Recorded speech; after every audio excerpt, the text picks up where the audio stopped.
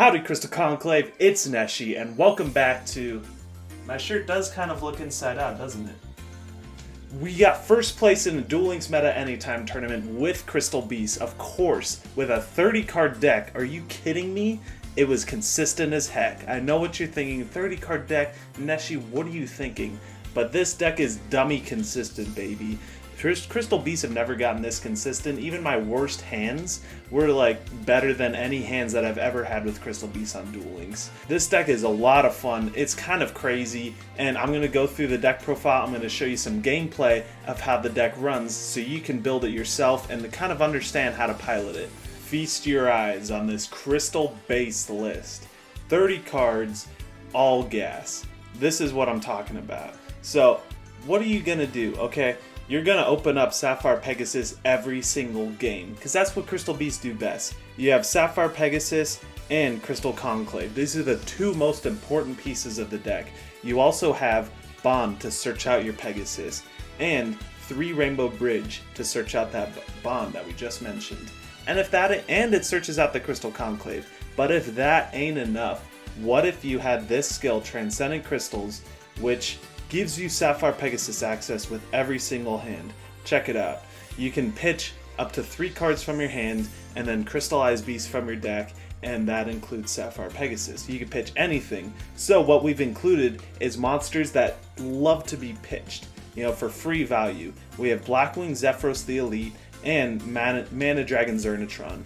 Zephyros in particular is so much gas just in a vacuum. If you just have Zephyros, you pitch it, crystallize a Sapphire Pegasus from your deck, use Zephyros effect from the graveyard to bounce back your Pegasus to hand. Zephyros comes back, you take 400 damage, you normal summon Sapphire Pegasus, you bring another one from the deck. That's a rank 4 right there, baby. That's a +2 if you make a rank 4. And since Zephyros is a Blackwing, it's okay that we're running it in a Crystal Beast deck, because guess what? Crow Hogan's voice actor is the same voice actor for Jesse, so it works out. It's pretty great. And we're also running Neo's Fusion, and that works out too because Jesse's best friends with Jaden. So Jaden's like, of course you can run Neo's Fusion. That's fine with me. And that dumps the Zephyros, because every hand you're not going to open Zephyros, right? But we want to have Zephyros access as much as possible because it's such an insane follow-up, that rank 4. Sure, the Brave Neos, he's cool as a 26 body on the field, but I see Neo's Fusion more as a foolish burial for Zephyros, more than anything, because that rank 4 follow-up, one of the best in the game. And then I want to talk about Mana Dragon Zirnitron. This is the entire Spice Cabinet. What happens with Crystal Beasts when they tend to run into other decks in tournaments is the best side deck card against Crystal Beasts has to be Cosmic Cyclone. I know, I just ruined it all for you Crystal Beast players. Cosmic Cyclone, the secret's out, is the best card against Crystal Beast. So, what do we do to counter that, okay? We can just sit here, complain about Cosmic Cyclone, hoping that it gets banned one day, or we can play a counter and play the most glorious, colorful looking dragon available to us. That is not Rainbow Dragon. And, because we don't have Zenith, Mana Dragon Zirnitron fits the bill perfectly.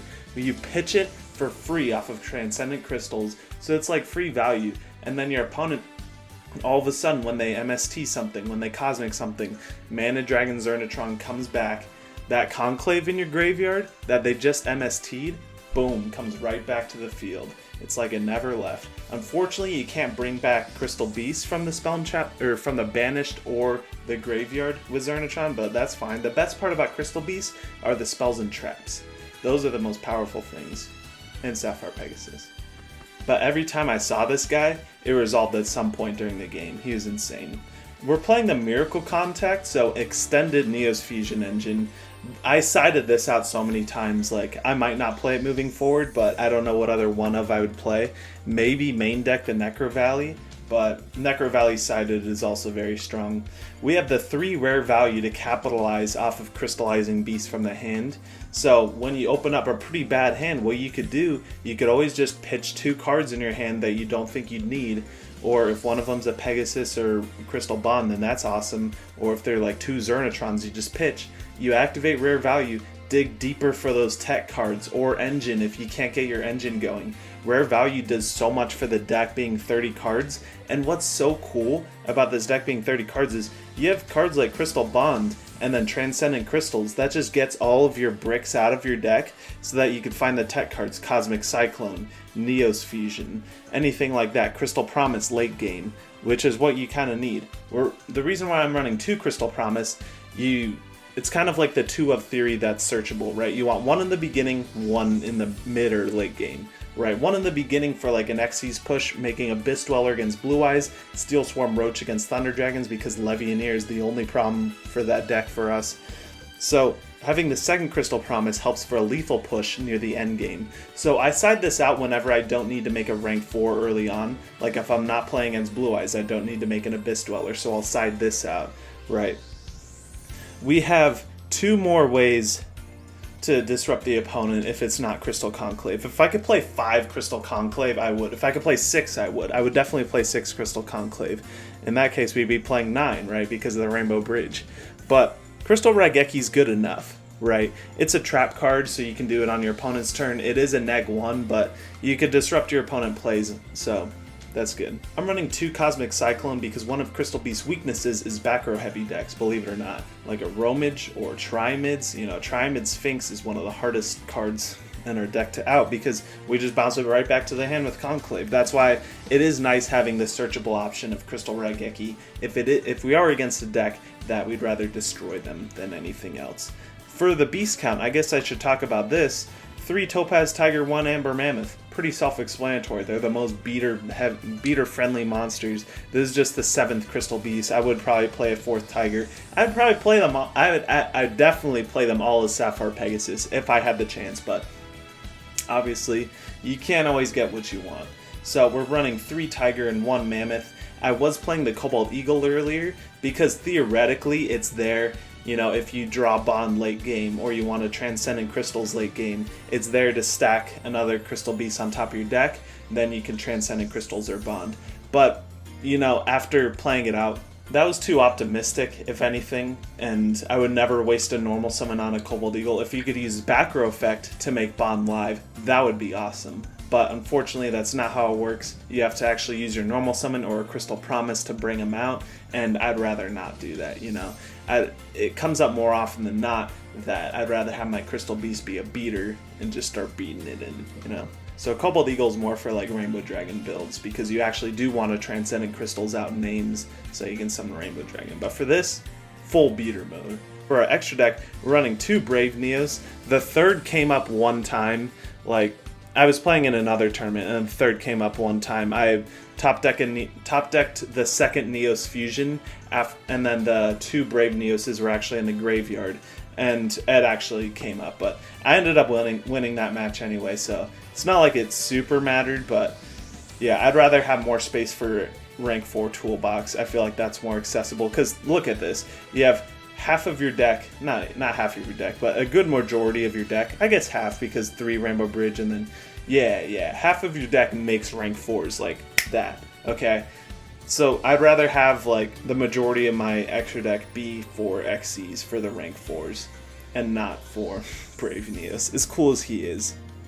So Abyss Dweller, Gaga Cowboy, Malevolent Sin, Steel Swarm Roach, Gaga Samurai. Actually, in my list I played the Utopia Ray package and not the Gaga Samurai or the Cowboy, and I think that's a little bit too optimistic. The Utopia Ray package just takes up 2 spots that I'd rather use for more utility. I like having the Cowboy for the 400 burn. Because we don't have Crystal Power, 2 Pegasuses just isn't enough. It leaves them on 400. So next turn, I loved being able to... I grinded out on the ranked ladder, and I love being able to just overlay into Cowboy the next turn and seal out the game from there. And, you know, the rumors of the main phase 2 coming in Duel Links, boy... Main phase 2, make Cowboy, that's it. 400 right there. Oh, that'd be so cool. Then we probably wouldn't even need to run the Samurai either. But Samurai's chilling, he's cool. I'm going to go ahead and show you the side deck. Now, the side deck changed up from what I'm showing on the left on the graphic right there. We're still running the Sphere Karibo, the 2 Veils, the 2 Necro Valley essential. You gotta run Necro Valley. Light Imprisoning Mirror because Blue Eyes is like our hardest matchup, most likely, behind Cyber Dragon. and then the one Thunder Spark Dragon, because I hate losing to Saber Dancer, and it's nice because if we're siding out the Miracle Contact, we can side in another rank 4. That's a cool side in right there. So Thunder Spark Dragon just hits me as like the most impactful rank 4, that if I end up having 3 materials, which comes up often enough, and I'm staring down a board of walls like a 3 blue eyes, I can just overlay 3 of them into Thunder Spark, hit 24 directly. That's pretty sweet. Now we're going to go ahead and check out some replays. These are on the ranked ladder, not from the tournament. I didn't end up getting gameplay from the tournament, but I picked 3 matches from ranked that I feel like showcase the deck's power. So we're going up against a Yugi, and I believe this is Dark Magician. So we open up Zirnitron and Zephyros. So you can see right here, just pitching those 2 is pretty insane. We're going to use Rainbow Bridge, search out a Crystal Promise, and we're going to promise out this Pegasus. This is already just so much gas right here. We have the Conclave. It's unfortunate that we drew the Elemental Hero Neos Vanilla. You know, I guess it happens in a 30-card list. Can't complain. They floodgate the Pegasus right there. And then we're going to go ahead and use Zephyros' effect, bounce back the Pegasus, summon itself, and we're going to set the Conclave. We didn't normal summon the Pegasus because I don't remember why. Oh yeah, we didn't need to make a rank 4 or anything like that. So that's fine. The Night Beams are face down, and that triggers the Zirnitron Engrave. So what's neat about having Zirnitron is we don't need to flip up Conclave immediately. Like, we don't need to play around Night Beam or Galaxy Cyclone because our opponent's just going to get punished for it. We're going to get a free Zirnitron out. And that's not good news for them. They're going to go ahead and scoop it up. Replay number 2. We're going up against a DSOD Seto Kaiba, so he's most definitely playing Blue Eyes. You can see he has the Blue Eyes Prismatic Mat, Ultimate Dragons. This guy is a big Blue Eyes fan. I'm a big fan of that mat too. It's a beautiful mat. We draw the Neos Vanilla again, but you know what? We're the best deck, baby. That's what it's all about. We're gonna, you know, most of the reason why I decided to make a 30-card list was so that I don't have to look at this vanilla Neos ever again. But I guess it happens. That's Yu-Gi-Oh! For you, ladies and gentlemen. We're going to summon the Pegasus so that we can make an Abyss Dweller. So we're going to end up ending on Dweller and activate the Neos Fusion for the Brave Neos. Pass. It's unfortunate that we didn't open up Crystal Raigeki or Crystal Conclave, but we're going to win anyway. We have Dweller. Like, the best thing to beat Blue Eyes with is just, like, keep him from the Stone's effects every turn. So that's exactly what's going on here. We didn't need to use Dweller's effect. We're going to use it now so that we can put a Crystal Beast Sapphire Pegasus in the graveyard. We're going to summon Zephyros back and go ahead and try and go for game. And they're going to Karma Cut the Neo. So it looks like they really didn't open well at all, or they didn't want to pitch the stones. I forget which card that was. Maybe that was the card that they had, so maybe they just wanted to set the stone. We're going to normal summon Sapphire Pegasus. I don't care about hitting into the stone right now, because the only thing that can stop me is a Sphere Karibo, Kiteroid, Veil, and I know for a fact Blue Eyes decks don't run that right now. Unless you're a crazy mad lad that plays all 3 of those in his Blue Eyes decks. Hats off to you. You would have won this game if you were my opponent. Let's move on to replay number 3. Here we go. Say it with me. I'm sorry, little one. Losing, you'll lose a rank. We have to do it to him, but it's going to be tough because we're up against Zane Truesdale's Cyber Dragons. If you don't know, Cyber Dragon is the hardest matchup for Crystal Beast. It's just pretty unwinnable because all of our beasts are under 2100, and Overflow being able to pop our conclaves in the end phase, it just leaves us running on empty most of the time. So Core, already the best normal summon Cyber Dragon has in the game, but we open up Mana Dragon Zirnitron, so if he tries to overflow us, we're going to Zirnitron back. So we don't need to worry about our popped conclaves very much. So that's what's cool. If they end phase, if we do activate the Neos Fusion though, we can't Zirnitron bring back the conclave because we can't special summon for the rest of the turn. But it's always nice having that option, isn't it? If they end phase pop conclave, we have Zirnitron coming back, it sets the conclave. It was set that turn, so now when it passes back to our opponent in the draw phase, we can flip it up immediately, which is pretty awesome. So we're going to commit to the Neos Fusion because we don't open a conclave here, so I'm fine with committing into that. You know, if he destroys our backer Pegasus, I don't care. So I decided to attack with the Neos first. It's kind of You don't need to go for the Topaz Tiger extra 400 boost every time. I'd rather just search out the Miracle Fusion, you know what I mean? So Miracle Fusion is going to be some nice follow-up. I'm going to attack with the Tiger, attack with the Sapphire Pegasus. We're met with the Overflow, leaving him on 200 freaking life points. And he's just a mad lad. Going for the Storm, chaining the Cybernetic Fusion support. So this is going to trigger our Zirnitron. I decide to summon him in defense, and then I do use the Neos Fusion effect, because think about it. The worst that can happen is he summons like Cyber End Dragon, in which case like I wouldn't want to keep Neos up on the field. You know, he's not going to be able to deal with that. I want to clear my way for rank 4 so I can banish it off with Malevolent Sin, something like that. I also want to be able to make Gaga Cowboy, but if he does summon the Chimera Attack Rampage Dragon, he can't attack through the Neos. So it's fine. I'd rather have the Neos Fusion for a follow-up later, and you know, we have the Miracle Fusion too. So I mean, what else was I going to get? The Crystal Promise? Actually, that wouldn't be a bad idea. But you know, we did what we had to do. We're going to go ahead and take some big damage, and he's going to attack into our Tiger and the Neos. We're going to not crystallize the Tiger because we have a Neos Fusion block in the way, and we have the Crystal Bond. So that kind of sucks. Was this bond live? I can't remember. We're going to normal summon Sapphire Pegasus, and look at all these bricks that are out of our deck. Take a second to watch this Gaga Cowboy not use his effect, because it's going to get hit with an Overflow. We just took all of these bricks out of our deck, so now our top decks are even more insane. You know, we only want to top deck the nuts. We still have one promise, so we'll still have one promise in the deck, and then 3 Rainbow Bridge. So we have 4 promises in the deck. If next turn we still need to make a Malevolent Sin and deal that extra 100. It's unfortunate that our Cowboy got destroyed, but you know what? This is what it is. We're going to go ahead and protect ourselves with the Neos Fusion. The Zirnitron is still holding up the fort, you know? Keeping us from getting OTK'd. We're going to normal summon Topaz Tiger. We top deck the Promise just like I said. This is what I'm talking about. That's going to get us out the Sapphire Pegasus. The other level 4 we need to go ahead and overlay into It's Creepy, It's Crawly.